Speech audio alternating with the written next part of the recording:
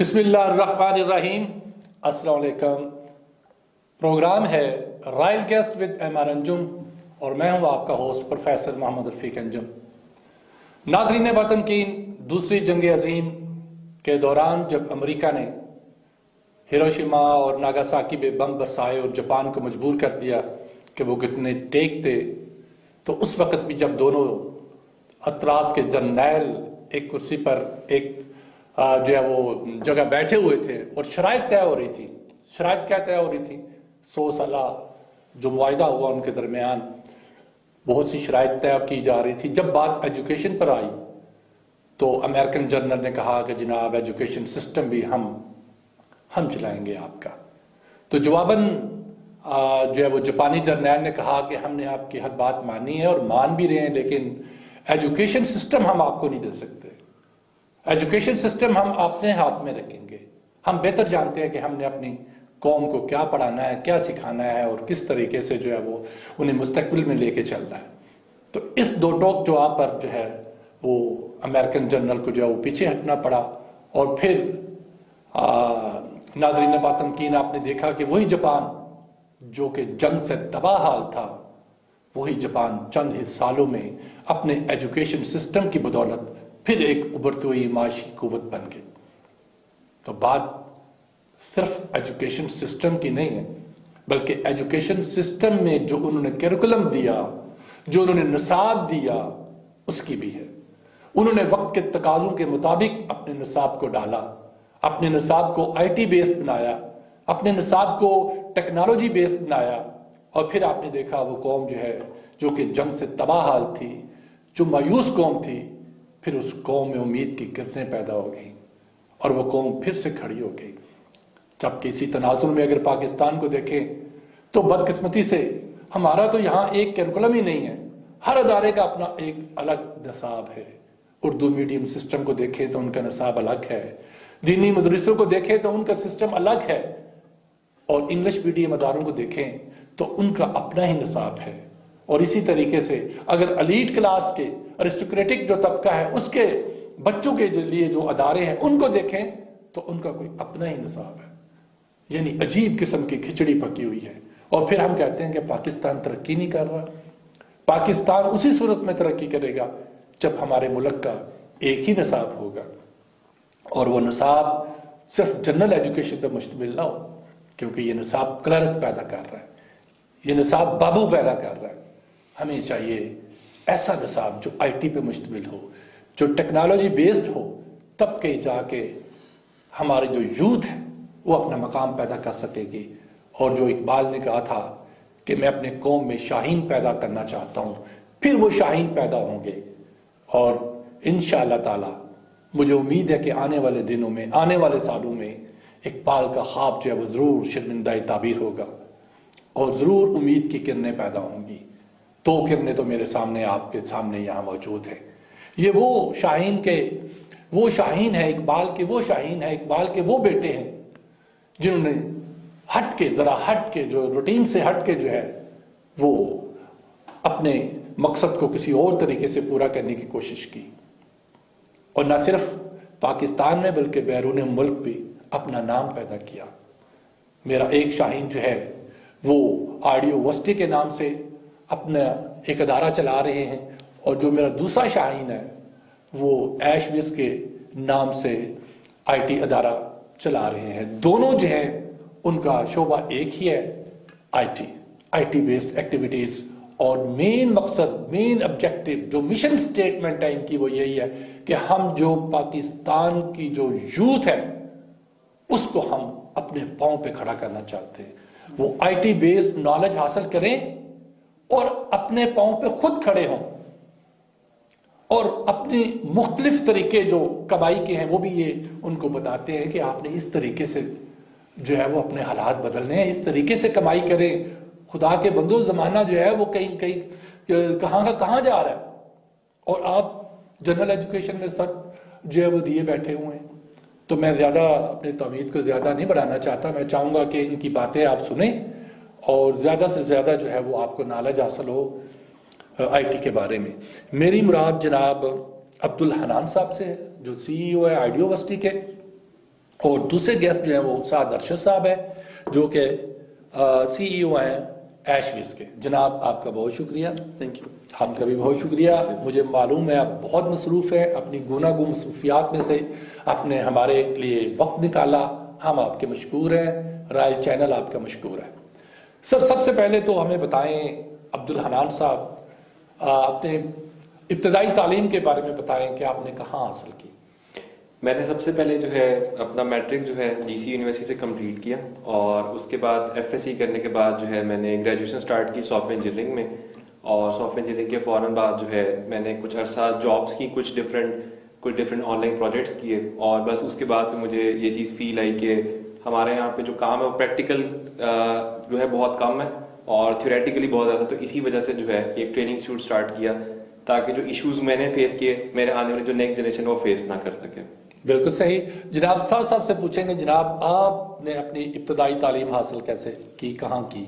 थोड़ा सा लंबी कहानी है हमारी कि I got my secondary education from UAE। हम लोग बाहर पैदा हुए, बाहर पढ़ के जब पाकिस्तान में आए तो बड़ा अजीब सा निज़ाम देखा। कॉलेज के क्रेडिट आवर्स मीट होते थे, यूनिवर्सिटी से क्रेडिट आवर्स मीट होते थे। बहुत अच्छी यूनिवर्सिटीज़ की बात कर रहा हूँ जिसमें क्रेडिट आवर्स मीट करते हैं आपके, आप बाहर से पढ़ के आए हैं। और मज़े की बात, जो मैंने मेरे बाहर सिलेबस था वो यहाँ पाकिस्तान में नहीं था, तो फिर मैंने जो है ना एक बहुत बड़ी university, I can't quote the names, but बहुत बड़ी यूनिवर्सिटी में दाखिला लिया। उसमें फिर हमने प्राइवेट हमने जो ना सारा पढ़ाई की और एवरीथिंग वेंट स्मूथ। एक चीज जो मैंने देखी बाहर के निज़ाम में और पाकिस्तान के निज़ाम में, दैट वाज प्रैक्टिकल नॉलेज। किसी भी चीज के ऊपर practical knowledge was in terms of zero. वो टाइल से हम लोग पेपर में बाइज लेके जा रहे हैं और पेपर्स करना wasn't a difficulty for us. तो उसके बाद we went to by chance, Hanan साहब and I went to the same university, तो हम लोग वहां पर मुलाकात की और फिर हमारा जो है एक बिजनेस के साथ हम लोग आगे ग्रोथ की। तो मैंने एक चीज का किया कि पाकिस्तान में सॉफ्टवेयर एक ऐसी चीज है जिसमें बहुत ज्यादा लैक है, नॉलेज की बहुत ज्यादा लैक है। I started a company with the name of एशविस, और फिर अल्हम्दुलिल्लाह अब पाकिस्तान के बिगेस्ट नेम्स में एक कंपनी है एशविस के नाम से, और वो मैं उसको जो है ना लीड कर। माशाल्लाह जी, बड़ी अच्छी बात है। अच्छा सर, आप बताएं हनान साहब कि जो मौजूदा हमारा एजुकेशन सिस्टम है, जो हमें स्कूलों में पढ़ाया जा रहा है, जो हमें यूनिवर्सिटियों में पढ़ाया जा रहा है, क्या आप उससे मुतमिन हैं? अच्छा, अगर इसको देखा जाए तो यहाँ पे जो बच्चे PhD भी करके निकलते हैं उनके पास सिर्फ थ्योरेटिकल नॉलेज होता है। मतलब एक सॉफ्टवेयर इंजीनियर को जब आप प्रैक्टिकली सॉफ्टवेयर के लिए बिठाते हैं तो उसको सॉफ्टवेयर बनाना नहीं आता है। तो अगर उसको सॉफ्टवेयर बनाना नहीं आता तो आई गेस एजुकेशन सिस्टम यहाँ पे 100% फेल है। जैसे भी आप जापान की बात करें तो जापानी स्टूडेंट जो होते हैं, जो 6th या 7th ग्रेड के होते हैं, वो हमारे PhD बच्चों से ज्यादा प्रैक्टिकली काम जानते होते हैं। तो आई गेस इस हिसाब से देखा जाए तो हमारा जो एजुकेशन सिस्टम है वो बिल्कुल ही फ्लॉप है, जीरो है इस हवाले से। बिल्कुल सही कहा आप सर, कुछ इसमें ऐड करना चाहिए? मैं बिल्कुल ऐड करना चाहूंगा। जब आप मिस्टर चिप्स पढ़ाएंगे उनको सेकंड ईयर में, तो कहाँ जो है ना आप समझते हैं कि जो है ना वो नॉलेज जो है ना उनका होगा। ये अगर नॉलेज का निज़ाम हमारा इम्प्रूव होने की बहुत ज्यादा, जब ब्रिटिश कॉलोनाइजेशन स्टार्ट हुई थी इंडिया में तो उन्होंने एक चीज का ख्याल रखा, तो उन्होंने कहा था इनका एजुकेशन निज़ाम तबाह कर दो और हम लोग पूरी दुनिया पे कंट्रोल कर लेंगे। अब यहाँ पर भी यही है हमारा, अगर एजुकेशन निज़ाम ये लोग ठीक कर दें, हमें पटरी पे ले आना, तो ये सारे कर्जे कुर्जे पाकिस्तान का मसला ही कोई नहीं है। मैं सॉफ्टवेयर इंडस्ट्री को जानता हूँ और मुझे ये पता है कि बाहर क्लाइंट्स ढूंढ रहे अच्छा बंदा, तो बस ये है कि एजुकेशन निज़ाम हमारा ठीक कर दो, दैट्स इट, प्रैक्टिकल कर दें, काम होके आपका। वो तो लाल मिकाले ने मेरे साथ तोहफे में दिया हुआ है, हम कैसे खत्म कर सकते हैं? वो हमारी ये बदकिस्मती है। मैं नाम नहीं लेना चाहूंगा, हमारे एक ऐसे भी वजीर आला थे पंजाब में जिन्होंने जो है वो रॉबर्ट साहब को रखा हुआ था स्पेशली, जो है ना वो इसलिए कि भाई आप हमें जो है वो मशवरे दिया करें, हमने तालीम किस तरह देनी है बच्चों को। यानी अब नजरिया पाकिस्तान के हवाले से जो है वो हमें गैर मुल्की मशीर जो है वो बता रहे होंगे, बस क़यामत की निशानी है। अच्छा सर, आपने नाम बड़ा यूनिक सा रखा है, आइडियोवर्सिटी है, वो ये नाम कैसे आपने तलाश कर लिया? कोई भी नहीं ये कह सकता जो पहली दफा ये नाम सुनता है कि यार ये कोई पाकिस्तानी नाम है, ये फौरी तौर पे ज़हन जो है ना वो जाता है यार ये तो कोई बाहरी की कंपनी है। अच्छा, हुआ कुछ इस तरह से कि हम बचपन से ना सुनते हुए आते हैं, जब भी कोई नई चीज दुनिया में बनती थी तो पाकिस्तानी ये कहते थे कि यार ये आइडिया तो मुझे भी आया था, ये आइडिया तो मैंने सोचा था पहले। तो असल मसला सिर्फ ये था कि लोग आइडिया सोचते थे लेकिन उसको इम्प्लीमेंट नहीं कर पाते थे। तो यही सोच के उन्हें नाम रखा था कि जो आइडियाज हैं उनकी एक यूनिवर्सिटी है जहाँ पे एक्चुअली अपने आइडियाज को आप प्रैक्टिकल सिचुएशन के अंदर लेके आ सकते हैं। और अगर देखा जाए तो पिछले कुछ सालों में हमने तकरीबन 3000 प्लस कंपनीज जो हैं वो पाकिस्तान के अंदर लॉन्च की हैं, और इवन बहुत सारी ऐसी कंपनीज भी हमारी जो इंटरनेशनल काम कर रही हैं और टोटल अभी तक तकरीबन $15 मिलियन जो है वो कंपनीज कमा चुकी हुई हैं अपने सारे सेटअप की वजह से। क्या बात है जी, बड़ी बात। अच्छा, आपने भी सर बड़ा वो ऐश विज, बड़ा जो है ना वो रोमांटिक सा नाम है ये, तो ये कैसे इसके पीछे भी कोई लॉजिक कोई इस तरह की कोई बताएं हमें। द कंसर्न वाज, मैं काम करता फ्रेंच कंपनी के साथ। फ्रेंच कंपनी में ना थोड़े लोकल नेम नहीं चलते, मतलब जिस तरह पाकिस्तान में चलते हैं। मैंने बहुत सारे जो है ना नाम सुने हुए, पाकिस्तान के जैफ हो गए, इस तरह के। तो पाकिस्तानी नेम जो है ना वो लोग इतना ज्यादा नहीं करते। So this is basically a French name which came out of the game, और वहां पर ऐशविज के नाम से वी गॉट रजिस्टर्ड आवरसेल्फ। और फिर यूएस में हम लोग जो है ना जब सेटअप करे थे, तो ऐशविज इज समवट थोड़ा सा इसमें यूएस का है, क्योंकि we are aggregated from US, और फ्रेंच हमारे पास यूरोप ज्यादा है, हम लोग टारगेट कर रहे हैं। तो ऐशविज बेसिकली वहां का नाम है। अक्सर लोग सुनते तो कहते हैं क्या इसकी भी जो स्टोरी है, तो स्टोरी से ये है कि we have aggression from USA या यूरोप से, तो फिर उसके लिए आसान होता है कि हमें थोड़ा सा जो है ना वो मैसेज जरा इजीली उनको कन्वे हो जाता है। अच्छा, ठीक है। अच्छा सर, मुझे ये बताएं, हम सुनते हैं जी इंडिया ने जो है वो आईटी प्रोडक्ट्स इतनी जनाब वो जो है वो की हैं, एक्सपोर्ट की हैं, उनको इतने मिलियन इतने बिलियन डॉलर मिल गए हैं। और जनाब हांगकांग ने जो है वो उसने भी बड़ा इस सिलसिले में काम किया है। बाकी मुल्क, इवन की जो बांग्लादेश जिसकी जो वो करेंसी टका है, हम कहते थे टके दे भी नहीं है, वो भी हमसे आगे बढ़ गए हैं। ये बताएं, ये हम कैसे आगे निकल सकते हैं, ये आईटी प्रोडक्ट को किस तरीके से हम बढ़ा सकते हैं।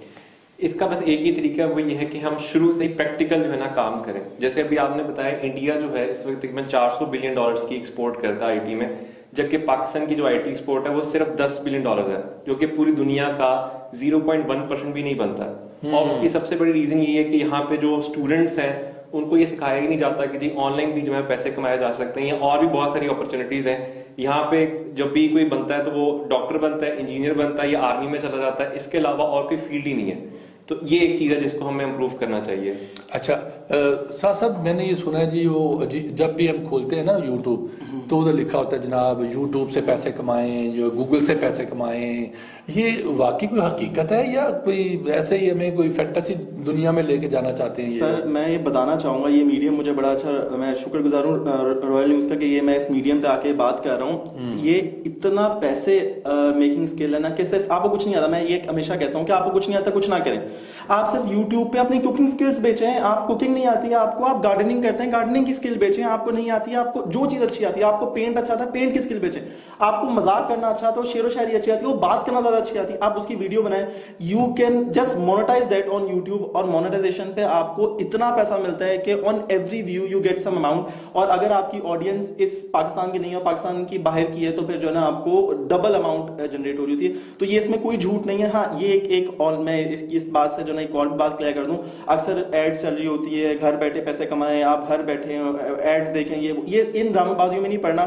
आप YouTube पे आए, आप वेबसाइट बनाएं, आप उसे डिजिटल मार्केटिंग स्किल करें, या आप उस पे आप टिकटॉक पे आप बहुत ज्यादा नहीं, मैं आपको बल्कि आप ज्यादा जानते होंगे, लोग भी जानते हैं इसके मुतालिक कि एक लड़की जो डांस कर रही है, शादी में डांस कर रही है, और वो वायरल हुई है, और 4 करोड़ रुपए, मैं क्या मानता हूं, एक बंदे की पूरी जिंदगी कमाई 4 करोड़ रुपए उसने उस डांस से कमा लिए। तो इतनी पावर है डिजिटल मार्केटिंग में, इतनी पावर है गूगल के अंदर, इतनी पावर है यूट्यूब के अंदर कि वो आपको 4 करोड़ रुपए एक दिन में दे सकती है। तो व्हाई नॉट, आप कर सकते हैं। बिल्कुल। अब ये तो सोचने वाली बात है कि अगर वो 2 ठुमके लगा के इतने करोड़ों रुपए कमा सकती है, तो यार इतना तो हमें भी आता थोड़ा बहुत। सर ये बताएं कि ये जैसे ई कॉमर्स के जरिए भी सुना है कि बहुत ज़्यादा पैसे कमाए जा सकते हैं, और सोशल मीडिया के जरिए बहुत ज़्यादा लोग पैसे कमा रहे हैं। उस हवाले से हमें बताएं कि हमारी जो यूथ है या घर बैठी जो हमारी माएँ बहनें हैं, वो किस तरीके से जो है वो सोशल मीडिया के जरिए या ई कॉमर्स के जरिए या फ्रीलांसिंग के जरिए जो है, पहले तो हमें थोड़ी थोड़ी सी 2-2, 3-3 लफ्ज़ों में बताएं कि ये फ्रीलांसिंग क्या होती है, और ये जो ई कॉमर्स क्या होती है, और सोशल मीडिया क्या होता है, और उसके बाद फिर हमें कोई थोड़े से तरीके भी बताएं। सबसे पहले ई कॉमर्स को डिस्कस करते हैं। ई कॉमर्स बिल्कुल जैसे एक दुकान होती है, ये भी बिल्कुल दुकान की तरह, बस ये ऑनलाइन होती है, और दुकान पे जैसे आपको खुद जाना पड़ता है लेने के लिए, ये आपके घर लेके आ जाती है। क्या बात है जी। अब इसको बताने के लिए कि हम ऑनलाइन काम कर रहे हैं, इसके लिए लोग सोशल मीडिया का भी इस्तेमाल करते हैं, यूट्यूब का इस्तेमाल करते हैं, और इस तरह रीच आउट करते हैं। हमारे पास एक बड़ा स्पेशल एक ट्रेनिंग प्रोग्राम है जिसमें हम कंप्लीट इसकी जो है ट्रेनिंग देते हैं, और हमारे पास बच्चे विद इन कोर्स यानी कि 6 महीने के टाइम के अंदर अंदर ही लाखों रुपए की सेल जनरेट करना स्टार्ट कर देते हैं। मेरे पास अभी जैसे अभी सर बता रहे थे, घर में बैठी 2 सिस्टर्स हैं वो, और कस्टमाइज ज्वेलरी बनाती हैं खुद ही, सोशल मीडिया पे ऐड चलाती है। उन्होंने लास्ट ईयर 2 करोड़ रुपए की सेल जनरेट की है।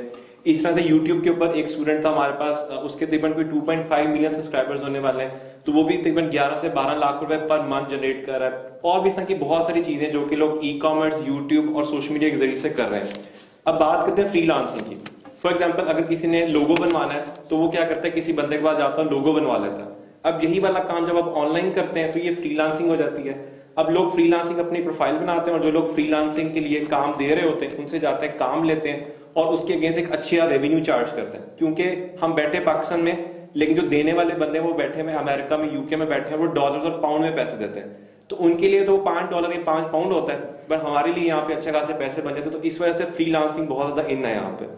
अच्छा, यहाँ पर ना मैं एक और बात भी ऐड करना चाहूंगा। दुनिया में जितनी एग्जॉटिक गाड़ीज हैं, जितनी गाड़ियां आप देखते हैं, एग्जॉटिक लैम्बोर्गिनी होगी, फरारी होगी, जितनी भी बड़ी बड़ी गाड़ियां हैं, ज्यादातर लोगों ने जो ली है ना वो यूट्यूब से लिया या फिर ड्रॉप शिपिंग से लिया, जो ई कॉमर्स की बात कर रहे थे। ई कॉमर्स में इतना पैसा है कि वो आपको लिटरली मतलब मिलियनियर बिलियनियर्स बना सकता है। No worries at all. आप सिर्फ करना क्या, आपको कुछ नहीं आता, आप कुछ करें भी ना, आप सिर्फ एक अच्छी प्रोडक्ट ढूंढें जो यूएसए में ज्यादा बिक रही है, चाइना से उठाएं, बस आपने एक ड्रॉप शिप बना देना है, आपने एक पैसेज बना देना है, वहां से प्रोडक्ट उठाएं और जाके यूएसए में बेच दें। और ये इतना मनी मेकिंग स्केल है कि आप यन कन्वर्ट कर रहे हैं डॉलर्स में, और ये इतनी मनी मेकिंग स्केल है कि मैं आपको लिटरली ये बात यहाँ पर ऑन लाइव चैनल बता रहा हूँ कि सॉफ्टवेयर एक्सपोर्ट्स या फिर आपके ई कॉमर्स इंडस्ट्री पाकिस्तान का कर्जा उतार सकती है। बट जो भी आप अपना स्कोर पाकिस्तान का कर्जा तक, यानी कि ये तक कि पाकिस्तान को किसी टॉप लिस्ट कंट्रीज में लेके आ सकती है अगर आप ई कॉमर्स को या ऑनलाइन अर्निंग की तरफ आए तो। ये एक पॉइंट इसमें सर, ये जैसे आपने अभी साथ साहब ने फरमाया कि हम पाकिस्तान का कर्जा उतार सकते हैं, इज इट जोक और इट इज रियलिटी? अगर ये रियलिटी है तो फिर ये हुकूमत सोई हुई है। अच्छा, इसी में अगर हम फैक्ट बेस्ड बात ये मेरा मतलब हुकूमत क्यों नहीं इस तरफ जाती? अगर इस पे फैक्ट बेस्ड बात करें तो ई कॉमर्स का जो टोटल जीडीपी है पूरी दुनिया के अंदर वो $7 ट्रिलियन का है, और हमारा जो टोटल लॉन है वो चंद कोई 100-200 बिलियन डॉलर्स का है। सो अगर हम ई कॉमर्स का सिर्फ 7% एक साल के लिए काबू कर लेते हैं तो पाकिस्तान का लॉन देना कोई मुश्किल काम नहीं है। और आप सिर्फ ये सोचें कि अगर आप पूरी दुनिया का ई कॉमर्स सिस्टम एक साल के लिए अपने पास कर लें तो अमेरिका से बड़ा कंट्री हम बन सकते हैं। और अगर आप देखें तो बांग्लादेश, जितने भी श्रीलंका टाइप के जितने भी ग्रोइंग कंट्रीज है, उन्होंने फ्रीलांसिंग को इस्तेमाल किया और वो इतना आगे चले गए कि आज वो टुकड़ा जो बांग्लादेश का हमारे से टूटा था, आज हमसे ज्यादा जीडीपी और ज्यादा ग्रोथ ले रहा है। तो उसकी रीजन सिर्फ ये फ्रीलांसिंग, और गवर्नमेंट इसके अंदर इसलिए सपोर्ट नहीं करी क्योंकि गवर्नमेंट को खुद भी नहीं पता कि इसमें कितना पैसा। तो पहले आई गेस गवर्नमेंट को हमें समझाना पड़ेगा कि ये कितना है, और उसके बाद ही फिर वो इसके अंदर आएंगे। सर, इतने जो बड़े बड़े जो ओहदों पे बैठे हुए हैं, जो आईटी को डील कर रहे हैं, ठीक है, वो क्यों नहीं बताते हुकूमत पाकिस्तान को या हुकूमत पंजाब को? सर, ये तो एक मैं समझता हूँ कि बहुत बड़ा एक ब्लंडर है। अच्छा, मैं यहाँ पर बात है तो मैं आईटी मिनिस्टर के साथ भी हमारा होता है उठना बैठना, आईटी मिनिस्टर के साथ भी बैठे हुए हैं, या जिस कम्युनिटी में उठते बैठते हैं कि जिधर जो है ना ये मिनिस्टर्स वगैरह होते हैं, ये एक साल में, 2 साल में, या 5 साल में, 8 साल में, 10 साल में चीज नहीं है रिजॉल्व होनी। ये आज से माओ को ट्रेन करना पड़ेगा कि वो आगे नस्ल चलाने, जो बच्चा पैदा हुआ है ना उस बच्चे से आपको जो है ना लीड लेके चलनी पड़ेगी। और आज अगर आप बच्चों को कहते हो तो यार 25 साल का 30 साल का बच्चा है, उसको आप कहते हैं यार फ्रीलांसिंग में चल, अब वो फ्रीलांसिंग उसने बचपन से नहीं पढ़ा, अब उसको 1 साल में 2 साल में फ्रीलांसर बनाना एक मुश्किल काम है। वो बन सकता है लेकिन मुश्किल काम है। तो ये एक हमें हमारी जनरेशन एक लगेगी जिसमें आप अगर मुल्क को लेकर चलना चाहते हो। या भी एक बात बड़ी अच्छी शो स्टार्ट करने से पहले हुई थी, $300 बिलियन है इंडिया की एक्सपोर्ट, आईटी एक्सपोर्ट है $300 बिलियन की, और इंडिया आता है कोई 35वें नंबर पे पूरी दुनिया के वर्ल्ड वाइड एक्सपोर्ट 35वें या 38वें नंबर पे है। मतलब ये नहीं कि टॉप लिस्ट में है, टॉप लिस्ट में आपके पास हांगकांग है, इजराइल है और डिफरेंट मुल्क है। उन्होंने हांगकांग की आप हिस्ट्री उठा के देख लें कि उन्होंने बचपन से अपनी माँ को ट्रेन किया कि आप ये करें, इस तरह ये स्टेप दे दिए, फिर वहां से उनका बदलना स्टार्ट हुआ। Hong Kong one of the world strongest country, silicon chips में भी ले लें, सॉफ्टवेयर आईटी एक्सपोर्ट में भी ले लें, इजराइल को ले लें, जिस मर्जी कंट्री को ले लें, माओ की तरबियत हुई है, माओ से आगे वो चीज ट्रांसफर हुई है। तो ये नॉलेज है। बिल्कुल सही। उन्होंने तो बल्कि इंडिया ने तो सिलिकॉन वैली एक बनाई, बिल्कुल बनाई है। तो हम क्यों नहीं बनाते सर? हम भी बना रहे हैं, हम पाकिस्तान भी बना रहे हैं, ये नहीं कहूंगा। अभी आप जाएं तो वो मोटरवे से आपको नजर आती है, कायदे आज़म का जो है ना वो बना रहे हैं उनके नाम पे जो है ना, तो वो भी बनेगा इंशाल्लाह। हमारा मुल्क भी आएगा, कर रहे हैं काम, लेकिन थोड़ा लेट है। अच्छा सर, कितने साल का जो बच्चा है वो आप समझते हैं कि इतने साल का बच्चा हो या उसकी इतनी तालीम हो जाए, बेसिक जो एजुकेशन है इतनी हो जाए, तो वो जो है वो आईटी के शोबे में उसको जो है वो इंडल्ज किया जा सकता है? अच्छा, हमारा जो कल्चर है ना, वो कल्चर बड़ा खराब है। इसमें क्या होता है, जब बच्चा 18 साल का होता है ना, तब तक माएं उसको छोटे बच्चों की तरह पाल रही होती हैं। जबकि दुनिया में अगर देखें तो छोटे छोटे बच्चे, मतलब 5 साल 6 साल के जो बच्चे हैं, वो आईटी के अंदर काम कर रहे हैं, बड़ा अच्छा कमा रहे हैं। हमारे पास अभी पिछले दिनों एक बच्चा था, वो 7वीं 8वीं जमात में पढ़ा था, और उसने जो है अपना बिजनेस स्टार्ट किया, और वो भी माशाल्लाह से जो है लाखों रुपए के अंदर अपने बिजनेस को लेकर चला गया। सो मेरे हिसाब से आईटी जो है ना, कोई वो चीज नहीं है, कोई डिफरेंट चीज नहीं है, ये बिल्कुल हमारी जिंदगी की तरह है। आज आप देखें जो छोटे बच्चे हैं, उनको मोबाइल हमसे ज्यादा अच्छा चलाना आता है, तो पैदा होते साथ ही बच्चे जो है काम कर सकते हैं। आप देखें पाकिस्तान के अंदर जो है वो अरफा जैसे इस तरह के बड़े बड़े नाम है, जिन्होंने बहुत ही कम उम्र के अंदर पूरी दुनिया में अपना नाम बनाया। सो इसमें उम्र का कोई ताल्लुक नहीं है। इसमें बात सिर्फ वही, जैसे सर साहब ने यहाँ पे डिस्कस किया कि मदर्स की ट्रेनिंग होनी चाहिए, फादर्स की ट्रेनिंग होनी चाहिए। हमारे जो टीचर जो पढ़ाते हैं, उनको खुद नहीं काम करना आता। हमारे जो टीचर्स हमें बिजनेस पढ़ाते थे, उन्होंने जिंदगी में कभी बिजनेस ही नहीं किया, ठीक है। हमारे जो बंदे जो मार्केटिंग पढ़ाते थे, उन्होंने कभी मार्केटिंग ही नहीं की। तो पहले प्रैक्टिकल अप्रोच आनी चाहिए, एक जो सोच का चेंज है वो आना चाहिए, और उसमें वाकई में काफी टाइम लगेगा। उसके बाद अगर एज को देखा जाए तो आई गेस वो बच्चा जिसको बेसिक मोबाइल चलाना आता है, बोलना आता है, वो आईटी के काम में जा सकता है, अच्छे पैसे कमा सकता है। सर यहाँ पे मैं एक और बात ऐड करना चाहूंगा। आप कैसे, ये सवाल इसलिए जस्टिस नहीं करता, 7 साल का बच्चा मिलियनेयर है, ये मैं नहीं कह रहा यूट्यूब पे 7 साल का बच्चा मिलियनर है। अच्छा, जब 7 साल का बच्चा मिलियनर है तो कहाँ बात रहेगी पीछे एज की? अच्छा, 7 साल का वो कैसे मिलियनर बन गया? 7 साल यूट्यूब में आप व्यूज, आपने व्यूज लेने यार, आपकी वीडियोस अच्छी है, आप आपके पास स्वीटनेस, आप क्यूटनेस, आपको बोलना आता है, आप कुछ भी करते हैं। बच्चे जो होते हैं छोटे, उनमें तो वैसी क्यूटनेस होती है। खिलौनों की अनपैकेज, एक खिलौना खरीदा, उसको खोल के दिखाया, अच्छा खेल के दिखाया, खेल के दिखाने के व्यूज उसने किए। 7 साल का बच्चा मिलियनेयर। सर मिलियनेयर पाकिस्तान में अगर $1 मिलियन आपके पास $1 मिलियन आ जाए, आपको कुछ और करने की जरूरत नहीं है, आपका मॉडल टाउन में डिफेंस में घर आ जाता है। तो $1 मिलियन का $1 मिलियन $2 मिलियन तो कमाना प्रॉब्लम नहीं है। तो 7 साल का बच्चा मिलियनेयर। पाकिस्तान में भी स्टोरी है, वो जो अहमद शाह पिछले दिनों फेमस हुआ था, वो भी माशाल्लाह मैं देख रहा था करोड़ों के अंदर जो है ना मंथली कमा रहा है यूट्यूब के ऊपर। क्या बात है। अच्छा सर, सबसे पहले मुझे ना आपको अपनी स्टोरी सुनाए कि मैंने ये काम किया और कामयाब हुआ, ताकि लोग कहते हैं जी ये बातें कर रहे हैं और उन्होंने खुद करके क्या, अपनी जो एग्जाम्पल है आप बताएं कि मैंने ये बिजनेस किया, फिर ये किया, फिर ये किया, थोड़ा सा लोगों को पता चले कि ये जो लोग हमारे दरमियान में बैठे हैं, जो आज के गेस्ट हैं, ये खुद भी काम कर करके, तजर्बे कर करके आज इस मकाम पे पहुंचे। अच्छा, स्टोरी कुछ इस तरह से कि मैंने सबसे पहले, जैसे आम टिपिकल सिस्टम होता है हमारा, ग्रेजुएशन के बाद जॉब होती है, जॉब के बाद फिर बेहतर करते शादी हो जाती है, उसके बाद ना वो इंतजार करते हैं कब हमें अल्लाह ताला उठा लेंगे। तो मैं भी सेम उसी पटरी पे मैंने काम स्टार्ट किया। लेकिन बीच में मैंने एक चीज देखी कि मेरे जो सीनियर थे, उसकी जो सैलरी थी वो 80,000 रुपए थी, और मैंने सोचा कि अगर मैं कभी जिंदगी में सीनियर बन भी गया उस कंपनी के अंदर, तो उस कंपनी के अंदर जो हाईएस्ट सैलरी थी वो लेने के बावजूद भी ना तो मैं घर बना सकता था, ना गाड़ी बना सकता था, ना ही मैं अच्छी जिंदगी गुजार सकता था। तो उस पॉइंट पे मैंने सोचा कि अब कुछ हम इसको चेंज करते, तो मैंने जॉब के साथ कुछ बिजनेस स्टार्ट किए। अब पाकिस्तान में सबसे बड़ा मसला ये होता है, छोटा बच्चा बिजनेस स्टार्ट करता है, वो आधे लोग तो यही कह के मार देते हैं कि भाई ये छोटा बच्चा है, ये हो गया, इसने क्या करना, बिल्कुल इसने क्या करना, ठीक है। तो बड़ी मुश्किल से वो जो एक नैरेटिव था उससे लड़ा के जो है ना फाइनली हमने साथ मिलकर जो है ना एक ट्रेनिंग इंस्टीट्यूट स्टार्ट किया, सॉफ्टवेयर हाउस में काम स्टार्ट किया। इसके अलावा और मल्टीपल इंटरनेशनल प्रोजेक्ट्स हमारे पास आते थे, हमने उस पर काम किया। तो करते करते हम लोग जो है अल्हम्दुलिल्लाह इस वक्त तकरीबन 200 लोगों की जो है टीम की कंपनी हम लोग रन कर रहे हैं। हमारे पास मल्टीपल ब्रांचेज हैं, पाकिस्तान में भी ब्रांचेज हैं, शारजा में हमारे पास ब्रांच है, जैसे सर बताया था यूएई में हमारे पास जो है, सॉरी यूएसए में हमारे पास ब्रांच है। तो मल्टीपल जगह पे हमने इसको एक्सपेंड किया, और इस सारी एक्सपेंशन में अगर हम लोग देखें तो हमें बहुत ज्यादा इश्यूज है। जैसे नैरेटिव की एक बहुत बड़ा इशू था, हमारी अपनी फैमिली ने नहीं हमें छोड़ा। आज भी हम कभी परेशान हो तो वही कहते हैं, बेटा तुम डॉक्टर बन जाते तो ऐसे हो जाता। तो हम कहते हैं डॉक्टरों से तो ज्यादा अच्छी जिंदगी हम अभी गुजार रहे हैं। तो लाइफ में चैलेंजेस थे, लेकिन स्टोरी कुछ यही थी कि जॉब से बिजनेस पे शिफ्ट किया, क्योंकि जॉब पे गुजारा नहीं हो रहा था। और जॉब में अल्हम्दुलिल्लाह हमें स्ट्रगल करते हुए तकरीबन 9 ईयर्स हो गए, और 9 सालों के बाद जाके अल्हम्दुलिल्लाह हम 200 लोगों की जो है ना वो कंपनी को स्टार्ट कर रहे हैं। ये तो बड़ी अच्छी बात है। अच्छा साहब, आपने अपनी जो कंपनी आपने बनाई है ऐशवेस, इसमें कौन कौन से आप प्रोग्राम इस वक्त करवा रहे हैं? अच्छा, हमारा एक सॉफ्टवेयर हाउस है। मतलब मैंने अभी जिस तरह सर हनान ने बताया आपके मुतालिक ना कि वो उन्होंने कंपनी स्टार्ट, जब ट्रेनिंग इंस्टीट्यूट से, एक जो सबसे बड़ा प्रॉब्लम होता है ट्रेनिंग इंस्टीट्यूट का, आप जाएं तो गली के नुक्कड़ में भी आपको ट्रेनिंग इंस्टीट्यूट मिल जाएगा, लेकिन उनके वही टीचर्स का प्रॉब्लम है। कभी मार्केटिंग नहीं की, मार्केटिंग बढ़ा रहे हैं, कभी ग्राफिक डिजाइनिंग नहीं, ग्राफिक डिजाइनर बने हुए हैं सो कॉल्ड। और ये सबसे बड़ा प्रॉब्लम हुआ जब हमने भी बच्चों को ट्रेन किया। ट्रेन करने के बाद एक कमी महसूस हुई कि इन बच्चों को कहीं पर जॉब देनी है, कहीं पर इंटर्नशिप देनी है।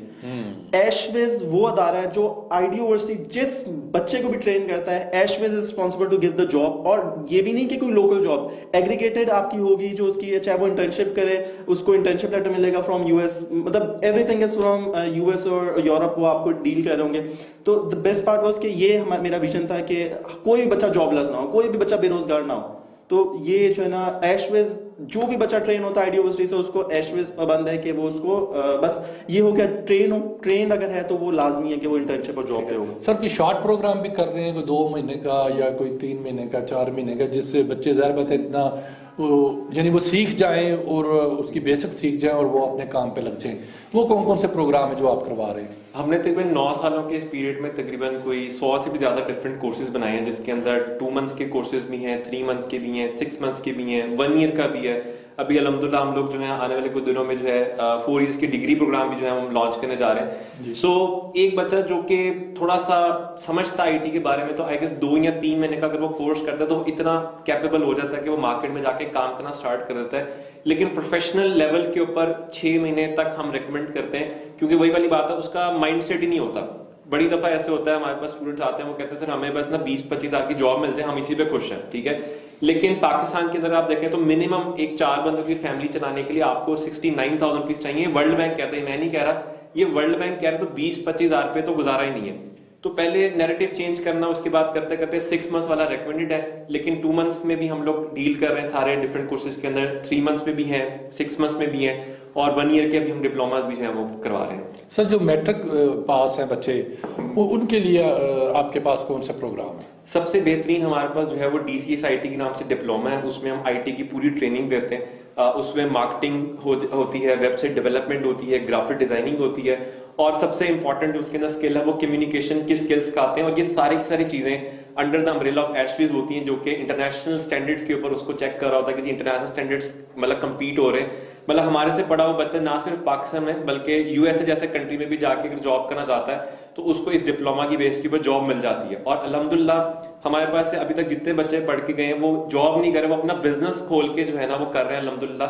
क्योंकि पूरी की पूरी जो ट्रेनिंग दी जाती है वो सारे एक्सपर्ट्स की जरिए दी जाती है। जैसे अभी बात हो रही थी कि वो सारे वो लोग आते हैं जो कि खुद मार्केट में काम कर रहे हैं, जो अच्छा खासा पैसा प्रैक्टिकल, जिनके पास काम प्रैक्टिकल कर रहे हैं। अच्छा सर, साहब ये बताएं कि आप के जो भी आप सर्टिफिकेट देते हैं या डिग्रियां देते हैं, क्या ये ऑल ओवर द वर्ल्ड जो है ये मंजूर शुदा है, इसकी कोई वैल्यू है, क्रेडिबिलिटी है भी है, या जैसे वो आजकल अदारे वो डिग्रियां जो है वो बांटते फिर रहे हैं, कोई इसी तरह का कोई, या कोई टैफ्टा से आपको मंजूर शुदा है, कोई इस तरीके की कोई आपकी है मंजूरी अदारों से?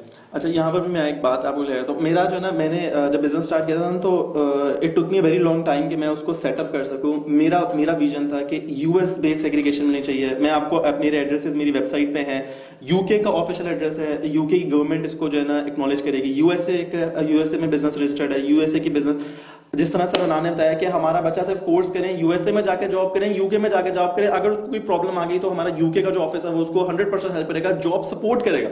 तो हमारी तो एग्रीगेशन सारी यूएसए यूके से है। वो जो कहते हैं ना कि आपको अगर देखा है कि बहुत सारे स्कूल कॉलेजेस हैं, नाम नहीं डिस्क्लोज करता, यूनिवर्सिटीज है जो 2 साल इधर पढ़ाती है, 2 साल उधर पढ़ाती है, 2 साल जो इधर पढ़ाती है उसकी फीस अलग, 2 साल जो उधर पढ़ाती है उसकी फीस अलग। नहीं, ऐसा नहीं। हमारा जो वहां पर है जॉब पोर्टल है, वहां पर आप इंडल्ज हो जाए, वो आपको जॉब्स, अगर वहां पर आप जॉबलेस हो जाते हैं तो हमारा वही आपको ऑफिस आपको जॉब ही देगा।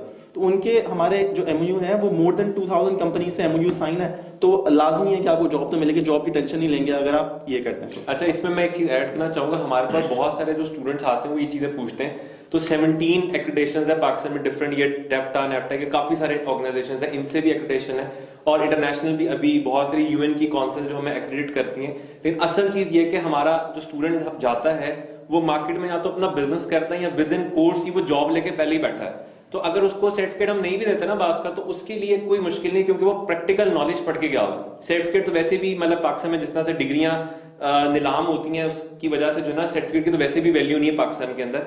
तो मेन चीज ये है कि स्किल हमारा इतना स्ट्रांग होता है कि बच्चे को कभी ये बताना ही नहीं पड़ता कि यार मैंने इस इंस्टीट्यूट से किया या मेरी ये डिग्री, तो इसको प्रूव कर ले। ठीक है सर, अगर कोई गरीब बंदा आ जाए तो उसको भी कोई दाखिला शाखिला मिल जाता है? ऑफ कोर्स हमारे जैसा कोई गरीब आ जाए उसको क्या बिल्कुल, हमारे पास जो है यूएस बेस्ड जो है बहुत सारी स्कॉलरशिप सीट्स आती हैं, यूके बेस्ड बहुत सारी स्कॉलरशिप्स आती हैं। इवन अब रिसेंटली मुझे बता रहे थे कि पाकिस्तान से भी कुछ जो है स्पॉन्सर्स जो है वो ऐड हो रहे हैं जो कि स्कॉलरशिप्स दे रहे हैं डिफरेंट स्टूडेंट्स को। तो हमारे पास हर साल तकरीबन कोई 3-3,500 स्कॉलरशिप सीट्स आती हैं जो कि उन लोगों को दी जाती है जो कि बाकी में जो है मार्केट के अंदर कुछ कंट्रीब्यूट करना चाहते हैं। उससे पहले एक टेस्ट लेते हैं हम और उसके बाद उनको जो है ना स्कॉलरशिप अलॉट हो जाती हैं। बहुत जी तो चाहता है कि आप गुफ्तगू करते रहें और मैं सुनता रहूं। हालांकि एंकर जो है ना वो एकदम फौरन लुकमा देता रहता है, लेकिन वो बातें ही ऐसी हैं आपकी कि मेरा खुद भी जी चाह रहा था मैं सुनता रहूं, अपने इल्म में जो है वो इजाफा करता रहूं।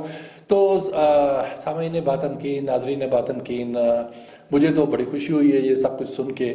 और मुझे वो इकबाल को जो शाहीन है जो बनाना चाहते थे, मैं तो इनसे ये कहूँगा आपने थकना नहीं है, क्योंकि शाहीन कभी परवाज से थक कर नहीं गिरता, पुरदम है अगर तू तो नहीं खतरा है उस्ताद। तो हमारी दुआएं जो है वो साथ साहब के साथ हैं, अब्दुल हनान साहब के साथ हैं। अल्लाह ताला इनको हिम्मत दे और ज़्यादा तौफीक दे और इसी तरह ये अपनी कौम और मुल्क की खिदमत करते जाएं। इसके साथ ही मैं इजाज़त चाहूँगा। वस्सलाम।